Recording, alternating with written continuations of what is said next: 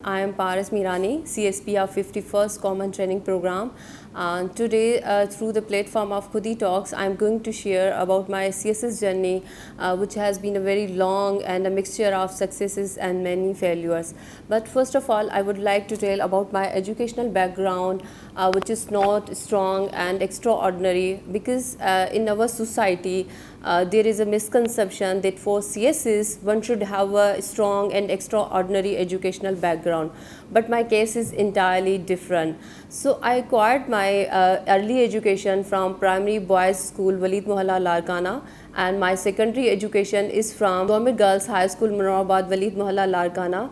And I just remained a regular student till matriculation, because I belong to a family where girls were not allowed to pursue further education, or they were not allowed to go to colleges or the universities. But somehow I managed to get admission in first year in inter. Just I used to appear in the papers, and successfully I did intermediate with A grade. After that I took admission in BSc program in Government Girls Degree College Larkana.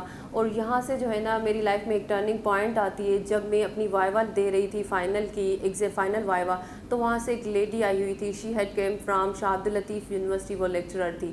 تو مجھے وہاں سے بڑی inspiration ملی کہ اب میں doctor تو نہیں بن سکی جو میرا خواب تھا, اور میں ایک ریگولر اسٹوڈنٹ بھی نہیں تھی, اب مجھے لیکچرر بننا ہے, لیکن اس کے لیے ماسٹرز کرنا تھا. اور مجھے ٹیچرس نے سجیسٹ کیا کہ اگر یونیورسٹی سے ماسٹرز ہو تو کیا ہی بات ہے. It was very difficult for me to convince my parents کہ مجھے یونیورسٹی میں جانا ہے اور ہاسٹل میں رہنا ہے اینڈ ماسٹرز کرنی ہے.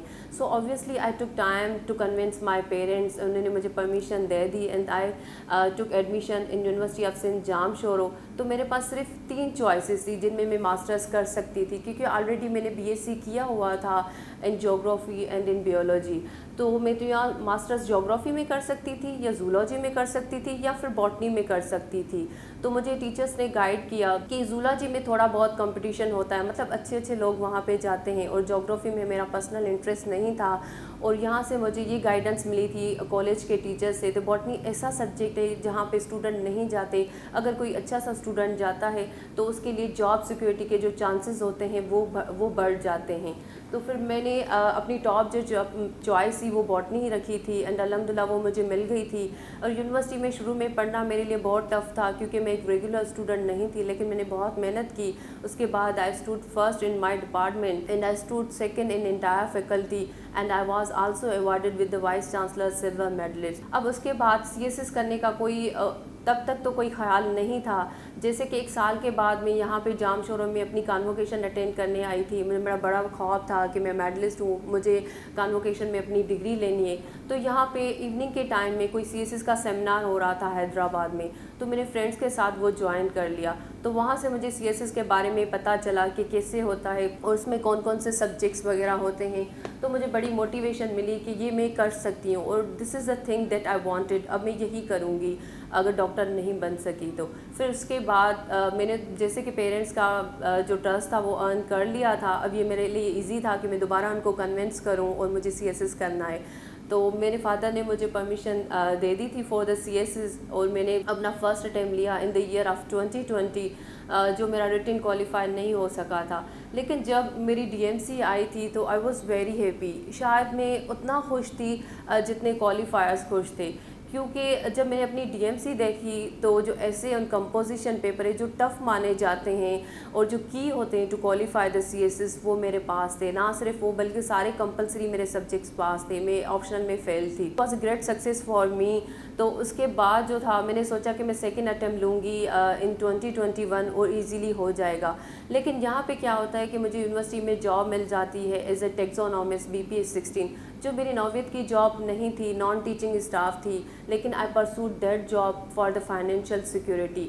اور یہ جاب تھی میری 8 to 3. اب لیکن جب آپ کے پاس پرسنل کنوینس نہیں ہوتی تو you have to take support from the public conveyance. University کے بس پہ آنا اور واپس جانا 2-4 بج جاتے تھے واپس آتے آتے. تو یہاں سے میری پڑھائی بہت امپیکٹ ہو گئی تھی. اب جب میں نے اپنا سیکنڈ اٹیمپٹ لیا ان دا ایئر آف 2021, تو اس میں بھی میرا ریٹن کوالیفائی نہیں ہو سکا. اینڈ اٹ واز, وہ میرے لیے بہت ایک جو تھا نا مشکل مرحلہ تھا جب میرا ریٹن کوالیفائی نہیں ہوا تھا 2021 کا, کیونکہ میں بہت موٹیویٹڈ تھی کہ میرا ہو جائے جائے گا. Even I was crying, I could not talk to my parents, کیونکہ ان کو بھی تھا کہ میں کر جاؤں گی میرا فرسٹ رزلٹ دیکھ کے. تو آئی ٹک 1 week to get out of that grief, and I was left with only one attempt. اب جو کرنا تھا اس میں کرنا تھا, and it was a do or die situation for me. تو اس کے بعد I moved to the Lahore, اور میں نے اپنے تھرڈ اٹیمپٹ کی ایسے پریپریشن کی تھی کہ جیسے وہ میرا فرسٹ اٹیمپٹ تھا. آئی اسٹارٹیڈ فرام زیرو, میں نے بالکل زیرو سے اسٹارٹ کیا تھا, اینڈ الحمد للہ وہ میرا ریٹن کوالیفائی ہو گیا تھا. اس کے بعد میری ایلوکیشن بھی ہو گئی.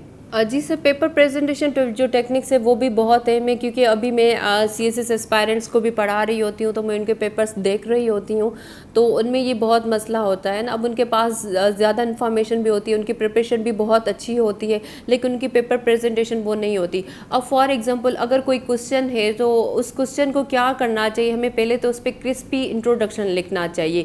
اب کرسپی انٹروڈکشن سے کیا مراد ہے کہ اگر جو کوشچن ہے ہمیں اس کا ہی آنسر دینا ہے انٹروڈکشن میں. اگر وہ کوشچنس پوچھ رہے ہوتے ہیں سر سید احمد خان پہ, ان کی جسٹ پولیٹیکل سروسز جو ہوتی ہیں, ایجوکیشنل سروسز, تو وہ وہاں سے سٹارٹ کرتے ہیں کہ وہ کب پیدا ہوا اور پہلے کیا تھا, وہ ساری جو ہے نا ڈیٹا وہاں پہ ڈال رہے ہوتے ہیں. نمبر 1 ایک کرسپی سا انٹروڈکشن لکھنا ہوتا ہے, مطلب اس کو ہی آنسر کرنا ہوتا ہے جو کوشچن پوچھا جا رہا ہے.